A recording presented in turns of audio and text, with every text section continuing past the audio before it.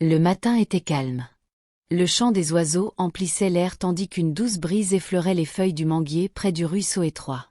Grace rentrait chez elle, une cruche d'eau parfaitement équilibrée sur la tête.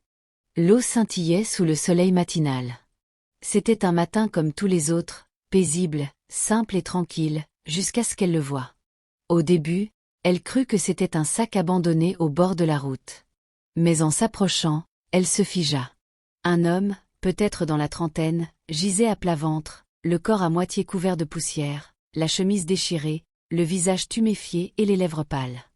Il semblait n'avoir ni mangé ni lavé depuis des jours. Grace étouffa un cri et regarda autour d'elle. Quelques villageois revenaient du ruisseau. Elle leur fit signe. « Venez m'aider, s'il vous plaît », cria-t-elle. Un homme tourna la tête et siffla. « Grace, laisse tomber. Ça pourrait être un voleur qui fait semblant de dormir. » Une femme chargée de bois s'arrêta un instant, jeta un œil à l'homme et repartit en secouant la tête. « Les gens n'ont plus de cœur de nos jours, » dit-elle. « Aider un inconnu peut attirer des ennuis. » Grace resta là, impuissante, tandis que tout le monde passait. Son cœur battait fort. L'homme ne bougeait pas. Elle posa sa cruche à côté de lui et s'agenouilla lentement. Sa respiration était faible, mais présente. Elle le secoua doucement. « Monsieur, vous m'entendez » murmura-t-elle. Pas de réponse. Pendant un long moment, Grace le regarda fixement. « Non » chuchota-t-elle pour elle-même. « Je ne peux pas le laisser mourir ici. » Elle arracha un morceau de son pagne et essuya la poussière de son visage. Sa peau était chaude, mais son corps faible. Elle se leva, regarda le long chemin qui menait chez elle, puis l'homme allongé devant elle. « Je ne peux pas te porter » murmura-t-elle, « mais je vais essayer. » Grace le traîna lentement, s'arrêtant tous les quelques pas pour reprendre son souffle. Ses pieds nus s'enfonçaient dans la terre meuble tandis que le soleil montait plus haut. La sueur coulait sur son visage, mais elle ne s'arrêta pas. Elle était seule, luttant mais déterminée. Quand elle atteignit la maison, ses jambes tremblaient. Sa mère, Mandy, balayait dehors. Dès qu'elle vit Grace traîner un inconnu vers la maison, elle lâcha son balai et cria. « Grace, es-tu devenue folle ? Qui est-ce ? » « Maman, s'il te plaît, halta Grace. Je l'ai trouvé près du ruisseau. Il est inconscient. Personne ne m'a aidé. » Sa mère fronça les sourcils. « Et depuis quand es-tu infirmière ? Ramène-le là-bas. »« Maman, il va mourir. Laisse-le se reposer d'abord, au moins. » Avant qu'elle ne finisse, la main de sa mère s'abattit violemment sur sa joue. Clac. « Tu te prends pour la bonne Samaritaine, hein ? Tu crois que la vie est un conte de fées ? Tu ne sais pas qui c'est.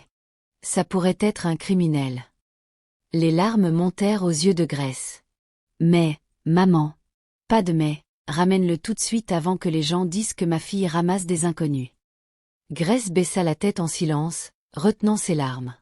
L'homme gisait toujours faiblement par terre. Son visage semblait paisible, presque innocent. Elle ne pouvait pas l'abandonner. Quand sa mère rentra furieuse, Grace attendit un moment, puis murmura « Je trouverai un autre moyen. » Elle passa le bras de l'homme autour de son épaule et le traîna de nouveau, cette fois vers la hutte d'un vieux guérisseur au bord du village. L'homme était lourd, mais elle ne renonça pas. Arrivée à la hutte, elle frappa doucement. Le vieil homme sortit, surpris. « Grace, qui est-ce ? » « S'il vous plaît, Baba, » dit-elle essoufflée. « Je l'ai trouvé inconscient près du ruisseau. Ma mère a refusé que je le ramène à la maison. Aidez-moi à le sauver. » Le vieil homme la regarda longuement, puis hocha lentement la tête. « Tu as un bon cœur, ma fille. Laisse-le ici.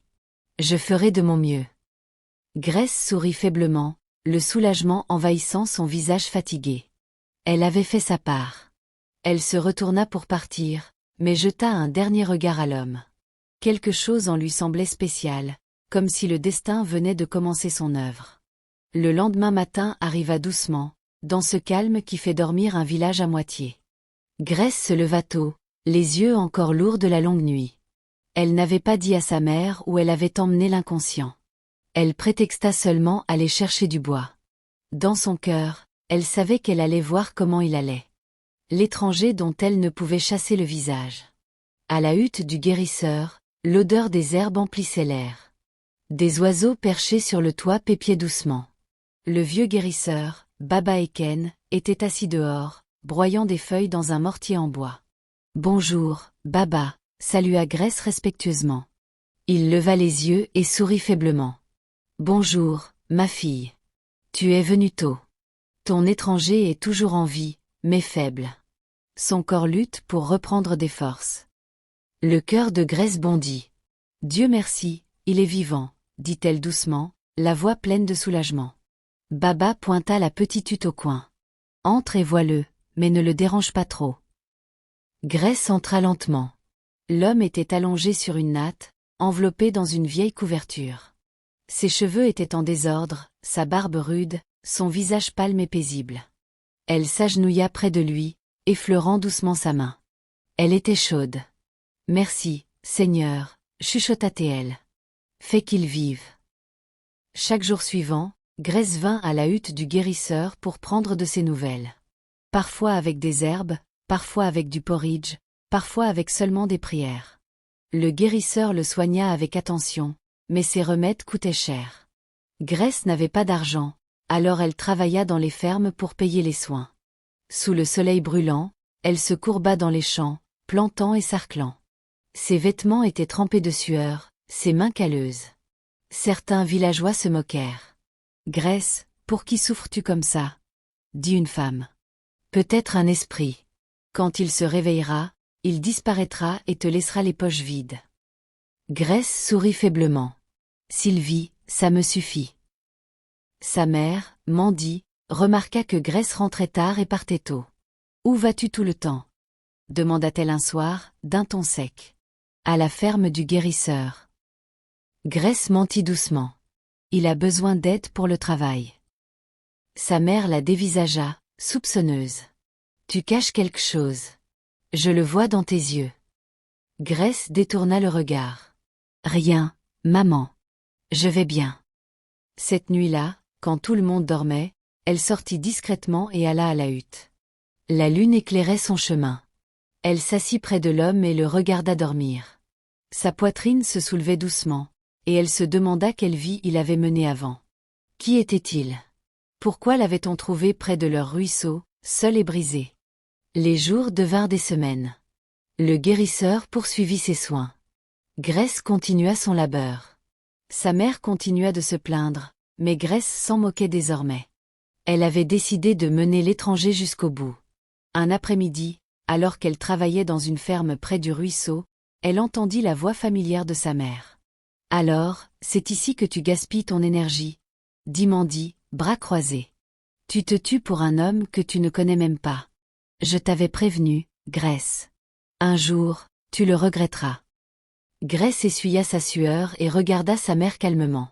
« Maman, si je tourne le dos à quelqu'un qui a besoin d'aide, comment puis-je demander à Dieu de m'aider quand j'en aurai besoin ?» Sa mère ricana. « Tu crois que cet homme est une bénédiction? Il t'apportera la honte. Note mes paroles. » Mais Grèce ne discuta pas. Elle se remit simplement au travail. En vérité, elle ne comprenait pas ses propres actes. Tout ce qu'elle savait, c'était que chaque fois qu'elle le voyait respirer, son cœur s'adoucissait. Ce soir-là, elle revint à la hutte avec un petit bol de nourriture. Baba Eken était assis près du feu, mélangeant des herbes dans une marmite. « Baba, comment va-t-il aujourd'hui » demanda-t-elle.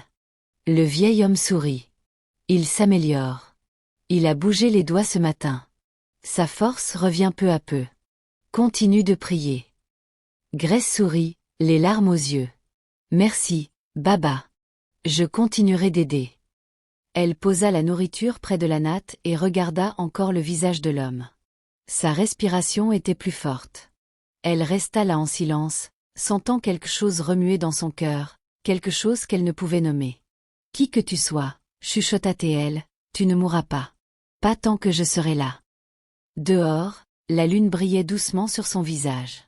Comme si le destin lui-même regardait, souriant au début d'un lien que ni Grèce ni l'étranger ne comprenaient encore. Le matin arriva doucement, une lumière dorée filtrant par les fissures de la hutte. L'air sentait les herbes écrasées et la fumée légère du feu de Baba Eken. Grèce arriva tôt, comme toujours. Elle tenait un petit bol de bouillie et de plantain rôti, une prière silencieuse sur les lèvres. En entrant dans la petite pièce, elle se figea. Les doigts de l'homme bougèrent légèrement. Ses paupières frémirent. Elle cligna des yeux, croyant que c'était une illusion. Mais sa poitrine se souleva plus haut, et avec un faible gémissement, il ouvrit les yeux. Grace étouffa un cri, le bol manquant de tomber. « Oh, merci mon Dieu !» chuchota-t-elle, la voix tremblante de joie. Elle se précipita à son côté, s'agenouillant. L'homme cligna plusieurs fois des yeux. Confus, son regard balaya la pièce, le toit de chaume, les herbes suspendues, le tabouret bas, avant de se poser sur son visage. Il fronça légèrement les sourcils, essayant de parler, mais sa voix était faible. « Où suis-je » réussit-il à demander. Grace sourit à travers ses larmes. « Vous êtes en sécurité. Ne bougez pas trop. Vous êtes inconscient depuis des semaines. » Il la fixa, essayant de reconstituer où il était. « Qui êtes-vous » ? « Je m'appelle Grace, » dit-elle doucement. « Je vous ai trouvé près du ruisseau. Tout le monde passait, mais je ne pouvais pas vous laisser. Je vous ai amené chez Baba Eken, le guérisseur du village. Il vous a soigné. » Les lèvres de l'homme s'entr'ouvrirent lentement. Sa voix sortit en chuchotement. « Vous m'avez aidé ?» Grace hocha la tête, toujours souriante. « Oui, je ne pouvais pas vous laisser mourir. » Il ferma les yeux un instant, comme s'il revivait une douleur. Puis il murmura « Je m'appelle Charles. » « Charles » répéta-t-elle doucement. « C'est un beau nom. » Un silence s'installa. Seul le crépitement des herbes brûlantes emplissait l'air. Charles tenta de s'asseoir, mais son corps était trop lourd. Grace le soutint rapidement, l'aidant à s'appuyer contre le mur. Ses yeux rencontrèrent les siens, doux, confus, mais reconnaissants. « Vous n'auriez pas dû m'aider, » murmura-t-il faiblement. « Ça aurait pu être dangereux. » Grace secoua la tête. La vie elle-même est dangereuse, mais la gentillesse ne l'est pas. Ces mots s'enfoncèrent en lui comme de l'eau chaude dans une terre sèche. Personne ne lui avait jamais dit ça. Ses yeux s'adoucirent. « Merci de m'avoir sauvé. » Grace baissa les yeux, timide. « Ne me remerciez pas. Guérissez, c'est tout. » Les jours passèrent, Charles reprit des forces. Grace continuait de venir chaque matin et soir, apportant nourriture, eau, vêtements propres. Le guérisseur soignait ses blessures et lui donnait des bains d'herbe. Chaque jour, Charles l'observait davantage. Sa patience, son humilité, son rire discret qui emplissait la hutte comme une musique. Un soir, alors que le soleil se couchait, Charles parla. « Grace, » dit-il doucement, « vous avez fait plus pour moi que quiconque. » « Pourquoi ? Vous ne savez même pas qui je suis. » Grace sourit doucement. « Quand je vous ai vu près du ruisseau, quelque chose m'a dit qu'il fallait vous aider. Je n'avais pas besoin de connaître votre nom. Mon cœur ne m'aurait pas laissé partir. » Charles la regarda profondément, la voix faible mais sincère. « Vous avez un cœur pur. Les gens comme vous sont rares. » Les joues de Grace s'échauffèrent. « Ne me flattez pas. Je ne suis qu'une simple fille de village. » Il secoua lentement la tête. « Non, vous ne l'êtes pas. » Cette nuit-là, en rentrant, elle trouva sa mère devant la porte. Les bras croisés, les yeux pleins de soupçons. « Alors, tu te faufiles chez le guérisseur tous les jours, hein ?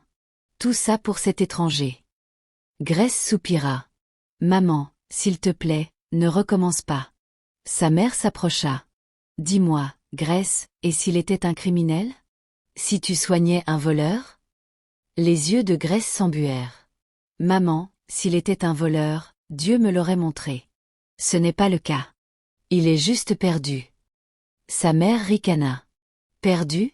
Tu seras la perdue si tu ne t'arrêtes pas. » Elle tourna les talons et rentra, laissant Grace sous la lune. Mais Grace ne s'arrêta pas. Le lendemain, elle revint.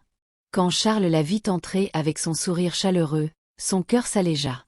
Pour la première fois depuis sa capture, depuis l'obscurité, il se sentit en sécurité. Pas à cause des herbes ou du refuge, mais à cause de la gentillesse dans les yeux de la fille qui avait refusé de l'abandonner. Il la regarda et murmura « Grace, vous m'avez redonné la vie. » Grace, posant son petit déjeuner devant lui, répondit en souriant. Alors vis bien, Charles. C'est tout ce que je demande. Les jours devinrent des semaines, et l'homme que Grèce avait traîné depuis le ruisseau marchait désormais lentement dehors.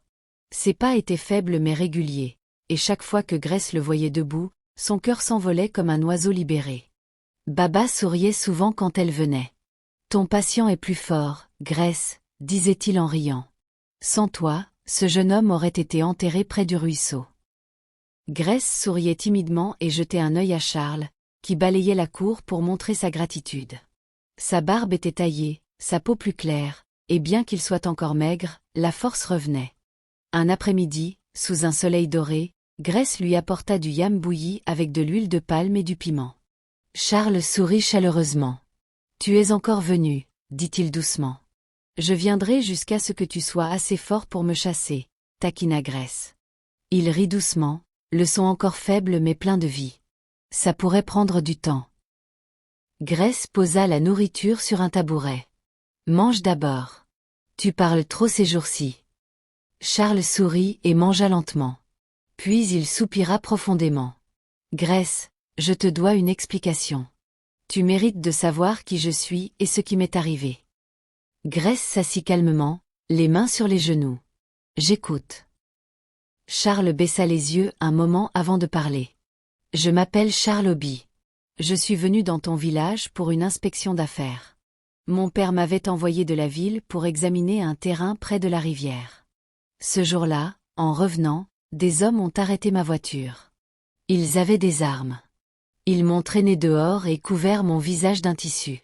J'ai essayé de me battre, mais ils étaient trop nombreux. Ils m'ont frappé à la tête et jeté dans leur fourgon. Les yeux de Grèce s'écarquillèrent, sa respiration se bloqua. J'ai cru que c'était la fin. Charles continua, la voix basse. Ils m'ont gardé dans un vieux bâtiment pendant des jours. Je n'ai ni mangé ni bu. Puis une nuit, des sirènes de police ont retenti. Ils ont paniqué et fui. J'ai essayé de ramper dehors, mais j'étais trop faible. J'ai dû errer dans les buissons jusqu'à ton ruisseau. Après, je ne me souviens de rien. Grèce porta la main à sa bouche. Mon Dieu! Il sourit faiblement. Et c'est là que tu m'as trouvé. Tu aurais pu m'ignorer comme les autres, mais non. Tu m'as porté. Tu m'as sauvé. Grèce secoua doucement la tête. Je ne t'ai pas sauvé, Charles. Dieu l'a fait. J'ai juste suivi mon cœur. Il la regarda avec gratitude. Si le monde avait plus de gens comme toi, il serait meilleur. Ils restèrent silencieux un moment. Le vent de l'après-midi soufflait doucement par la fenêtre ouverte, portant l'odeur des herbes et de la poussière. Grèce l'observait, pensant à quel point la vie pouvait être étrange. Comment un acte de bonté pouvait réunir deux inconnus. Plus tard ce soir-là, en rentrant, sa mère l'attendait encore, bras croisés. « Grèce, où étais-tu » ? « Chez Baba et Ken, » répondit-elle calmement. « Encore avec cet homme » demanda Mandy sèchement. « Tu t'es faite servante d'un étranger. Sais-tu seulement qui il est » Grèce releva le menton. « Oui, maman. Il s'appelle Charles Obi. Il a été kidnappé en venant de la ville. Ce n'est pas un criminel. » Sa mère fronça les sourcils. « Kidnappé ? Es-tu sûr ? Ou est-ce ce qu'il t'a dit pour te faire pitié ? » « C'est la vérité, » dit Grèce doucement. « Viens le voir toi-même. » Mandy se détourna, furieuse. « Je n'ai rien à faire avec les étrangers. Si quelque chose t'arrive, ne m'appelle pas. » Grèce déglutit difficilement. Le cœur de sa mère était dur comme la pierre, mais Grèce savait qu'un jour elle comprendrait. Le lendemain, Charles sortit de la hutte pour la première fois sans aide. Grèce, près de lui, sourit fièrement. « Tu tiens enfin debout, » dit-elle joyeusement. Il la regarda et hocha la tête. « Parce que quelqu'un a refusé d'abandonner. » Grèce rit doucement. « Ne me fais pas pleurer, s'il te plaît. » Charles inspira profondément et regarda autour de lui. Le ciel était clair, le monde à nouveau lumineux. « Grèce, » dit-il lentement. « Je dois rentrer chez moi. Mon père doit me croire mort. Il doit être inquiet. » Le sourire de Grèce s'effaça un peu. « Tu pars déjà ?»« Oui, dit-il doucement. Mais pas seul. Je veux que tu viennes avec moi. Je veux que mon père rencontre la femme qui m'a rendu la vie. Grèce se figea. Moi? Aller avec toi en ville? Charles hocha la tête avec un petit sourire. Oui, tu ne le sais peut-être pas, Grèce, mais tu as tout changé pour moi. Tu m'as donné de l'espoir quand je n'avais plus rien. Mon père doit te remercier lui-même. Le cœur de Grèce s'emballa. Elle ne savait si elle devait avoir peur ou être excitée. Ses mains tremblèrent légèrement alors qu'elle souriait timidement. Si Baba Eken est d'accord, alors peut-être j'irai. Charles sourit, les yeux chaleureux. C'est réglé. Et dans ce moment calme, sous la brise douce des arbres, Grèce ignorait que sa vie allait prendre un tournant qui choquerait tout le village. Même sa mère, qui lui avait dit de ramener l'étranger au ruisseau. Le matin où Charles décida de quitter le village, le ciel était clair et calme. Les oiseaux chantaient comme s'ils savaient qu'un événement spécial allait se produire. Grèce se tenait devant la hutte de Baba Eken, le cœur battant. Elle n'avait jamais voyagé au-delà du village voisin. Pourtant, elle s'apprêtait à aller en ville avec un homme qu'elle avait trouvé gisant près du ruisseau. Baba Eken sortit en souriant. Alors, le prince rentre enfin chez lui, taquina-t-il. Charles rit doucement. Baba, vous avez été comme un père pour moi. Je n'oublierai pas votre bonté. Il sortit un petit sac en cuir. Acceptez ceci en remerciement pour tout. Le vieil homme agita la main. Pas besoin, mon fils. La fille que tu appelles Grèce a tout fait. Moi, j'ai juste utilisé mes herbes. Grèce sourit timidement et ajusta son pagne. Baba, merci de m'avoir laissé l'amener ici. Il hocha lentement la tête. Tu as un cœur pur, ma fille. Va avec lui. Où que ce voyage te mène, n'oublie jamais qui tu es. Ils s'agenouillèrent tous deux, recevant sa bénédiction avant de partir. Le trajet jusqu'à la ville dura des heures. Grèce était assise calmement près de Charles dans la voiture qu'il avait empruntée à un ami du village voisin.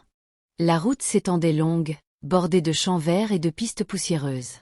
Elle regardait les arbres défiler et serrait nerveusement le bord de son siège. Charles la regarda et sourit. « Tu as peur ?»« Un peu, » admit-elle doucement. « Je n'ai jamais été si loin de chez moi. »« Ne t'inquiète pas, » dit-il gentiment. « Tu es en sécurité avec moi. » En entrant en ville, les yeux de Grèce s'écarquillèrent.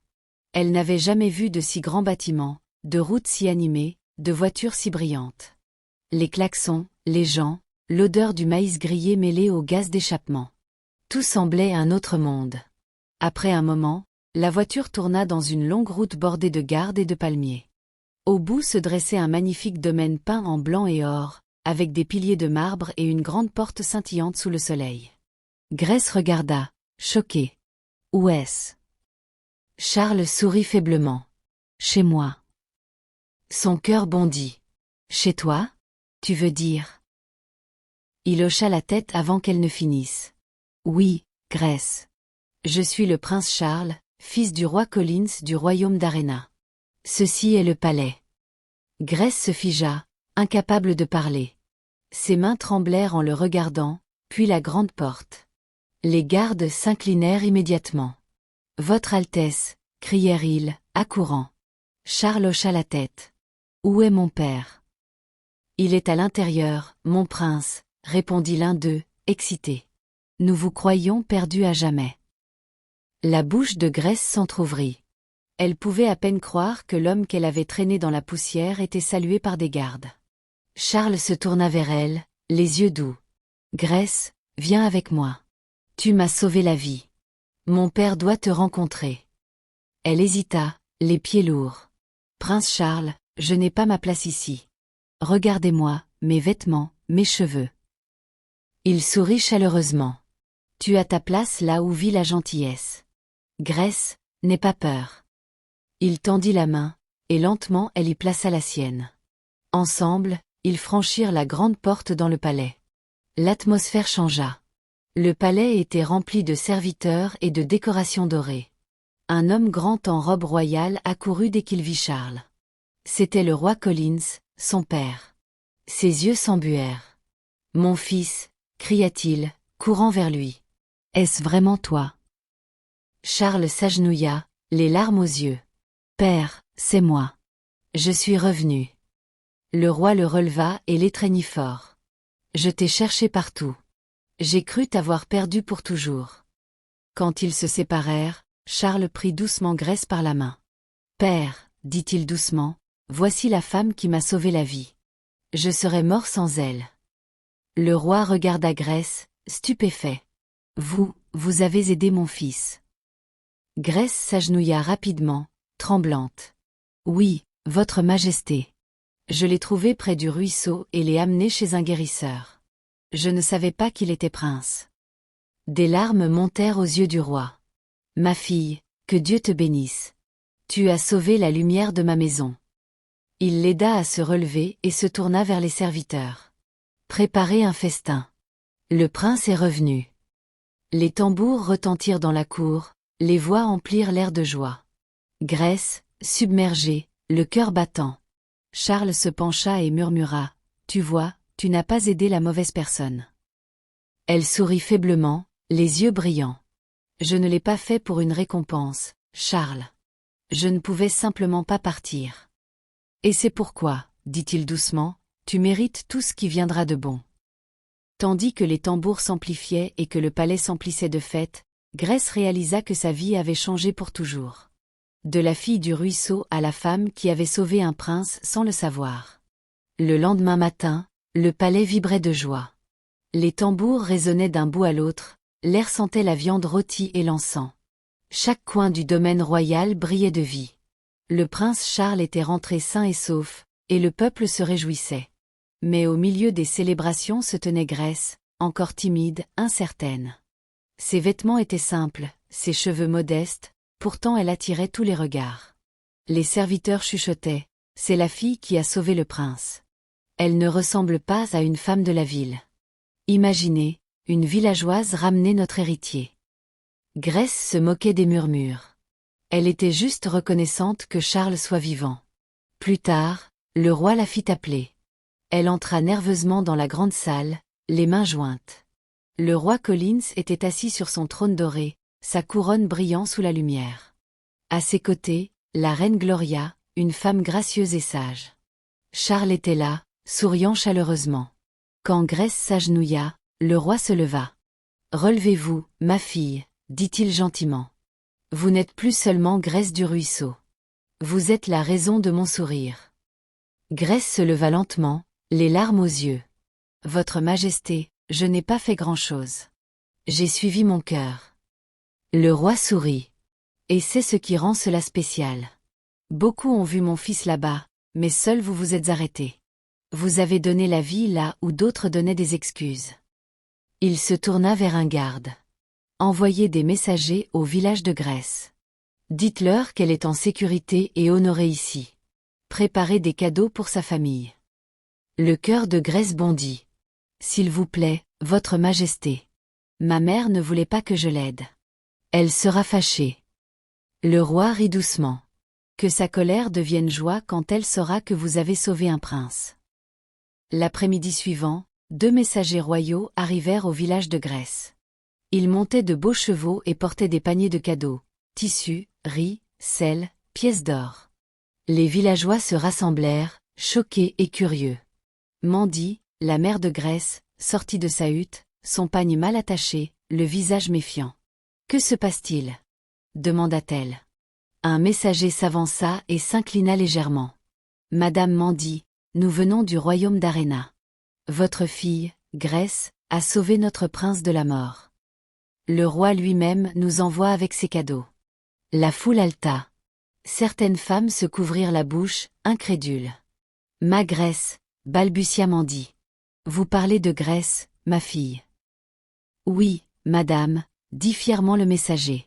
« Elle est avec le roi et le prince maintenant. Elle est honorée et bien traitée. » Les genoux de Mandy fléchirent. Elle s'assit par terre, muette. Les mêmes villageois qui avaient moqué Grèce se mirent à parler fort. Alors, l'homme qu'elle a ramené était un prince. Ne lui avions-nous pas dit de le laisser ? Grèce a apporté la gloire à sa maison. Mandy ne pouvait retenir ses larmes. Elle se rappelait la gifle, les mots durs, l'ordre de ramener l'homme au ruisseau. Le regret l'envahit comme une eau amère.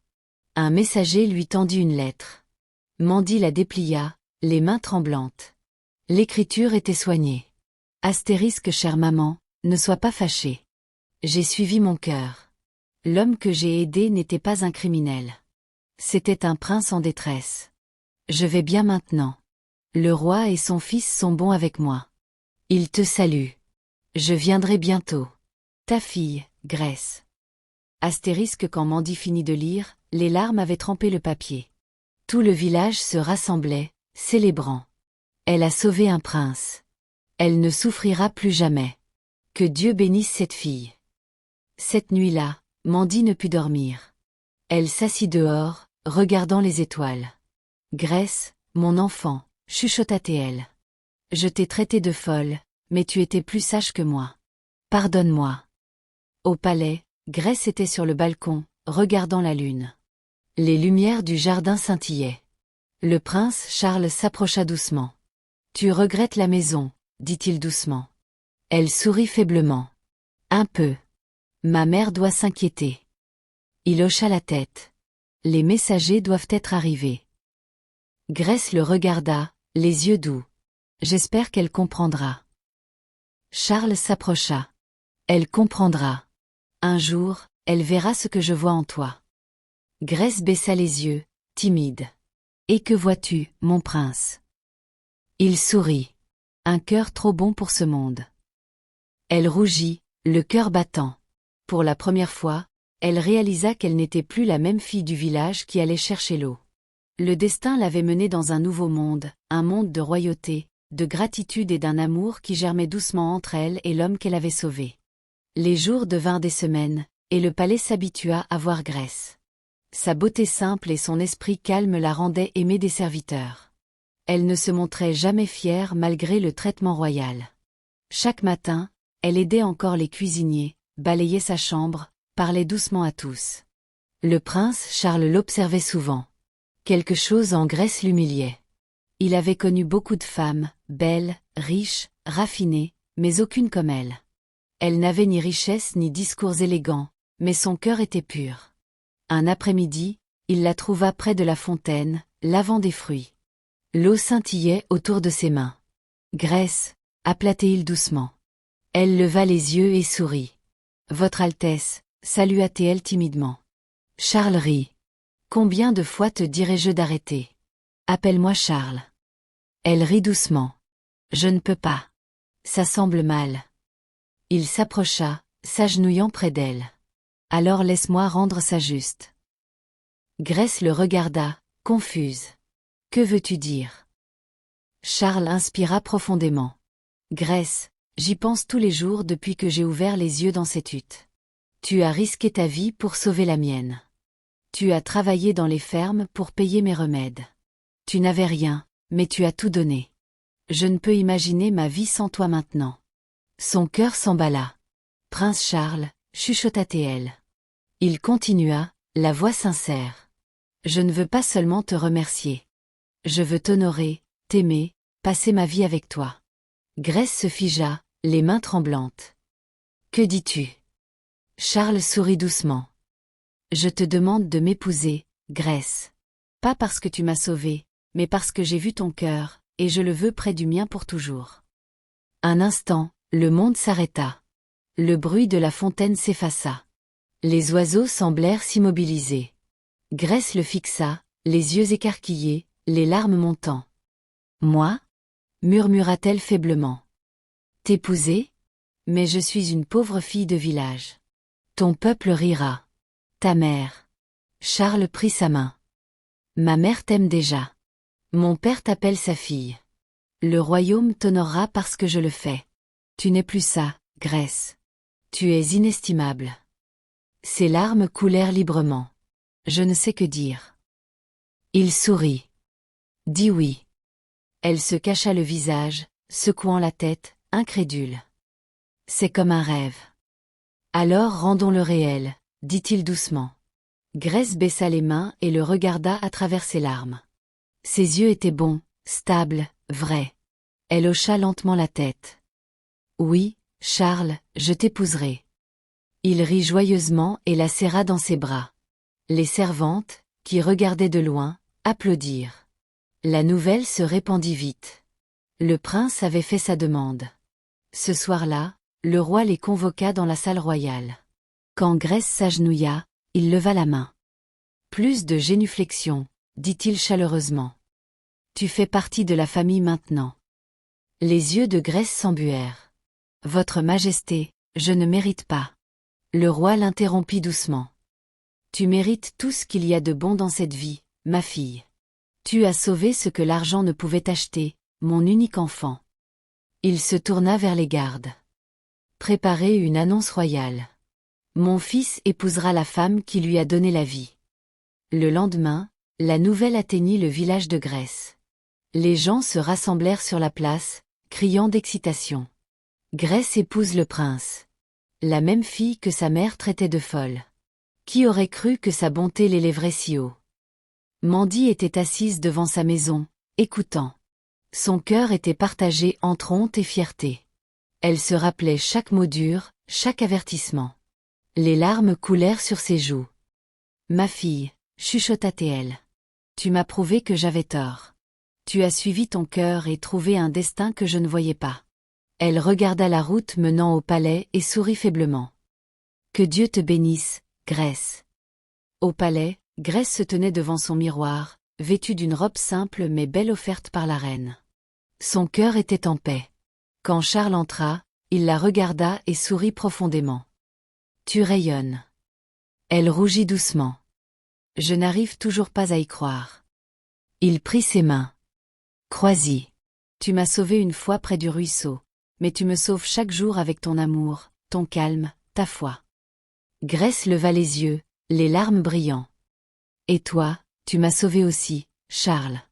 D'une vie qui ne croyait pas que la bonté comptait. Il sourit et embrassa son front. Alors nous nous sommes sauvés mutuellement. Dehors, les tambours retentirent, résonnant dans la cour royale. Le royaume se préparait pour le mariage du siècle. L'union d'un prince et d'une fille de village dont le cœur avait changé le destin. Le palais brillait ce matin-là. Chaque recoin scintillait de couleurs joyeuses, blanc, or, rose doux. Les tambours battaient lentement d'abord, puis plus fort, appelant les gens de loin. Des fleurs pendaient des piliers, des danseurs tournoyaient, le rire emplissait l'air. C'était le jour attendu par tout le royaume. Le prince Charles épouserait la fille qui lui avait sauvé la vie. Grèce se tenait dans sa chambre tandis que les servantes l'habillaient. La reine elle-même ajusta le voile sur sa tête. « Tu me rappelles moi quand j'étais jeune », dit doucement la reine Gloria. « Mais ton cœur, Grèce, ton cœur est spécial. » Grèce sourit timidement. « Merci, votre majesté. Je ne sais toujours pas pourquoi tout cela m'arrive. » La reine effleura sa joue. « Parce que quand les autres partaient, tu es resté. Dieu récompense un cœur pur à son heure. » Grèce hocha lentement la tête, les yeux embués. Le souvenir de ce matin au ruisseau revint, l'homme inconscient, les villageois indifférents, la gifle de sa mère, sa décision d'aider. Cet acte avait tout changé. Dans la grande salle, le roi Collins se tenait fier près de son fils, magnifique en tenue bleu royale brodée d'or. Les tambours se turent quand Grèce entra. Tous les regards se tournèrent vers elle. Elle était radieuse mais humble, sa beauté rayonnant de l'intérieur. Le sourire de Charles s'élargit.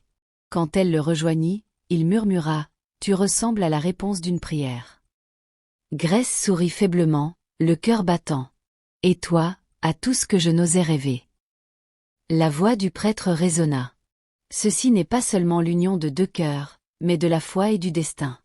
Que celui qui était perdu trouve la joie dans la femme qu'il a trouvée. » Quand ils échangèrent leurs vœux, la salle éclata en larmes.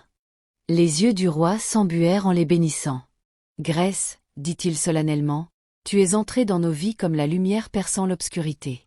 Désormais, tu n'es pas seulement l'épouse de mon fils, mais ma fille, ma fierté, l'espoir de ce royaume. » La foule applaudit tandis que Charles soulevait doucement le voile de Grèce et embrassait son front. La fête commença. Musique, danse, rires remplirent les jardins du palais. Loin, au village, Mandy était à sa fenêtre. Le son des tambours de fête portait faiblement dans le vent. Son cœur était lourd mais plein. Elle avait refusé d'aller quand les messagers l'avaient invitée. La honte l'avait retenue. Mais ce soir-là, une calèche royale s'arrêta devant sa maison. Grèce en descendit, encore en tenue élégante, le visage rayonnant. « Maman !» appela-t-elle doucement. Mandy se tourna lentement, les mains tremblantes. « Grèce !» Les larmes emplirent leurs yeux. Grèce s'agenouilla et prit les mains de sa mère. « Maman, ne pleure pas. Je suis venue pour ta bénédiction. » Les larmes de Mandy coulèrent librement. « Ma fille, je t'ai fait du tort. Je t'ai traitée de folle alors que tu étais sage. J'ai parlé avec colère quand j'aurais dû parler avec amour. Pardonne-moi. » Grèce sourit doucement. « Maman, je t'ai pardonné il y a longtemps. J'ai compris ta peur. Tu ne voulais pas que je sois blessée. Mais parfois, faire le bien signifie affronter la peur. » Mandy la serra fort, sanglotant. « Tu es une bénédiction, Grèce. Que Dieu bénisse le jour où tu as suivi ton cœur. » Charles s'avança, s'inclinant légèrement. « Maman Mandy, votre fille m'a sauvé la vie. Je l'honorerai toujours. Ne me voyez pas comme un prince.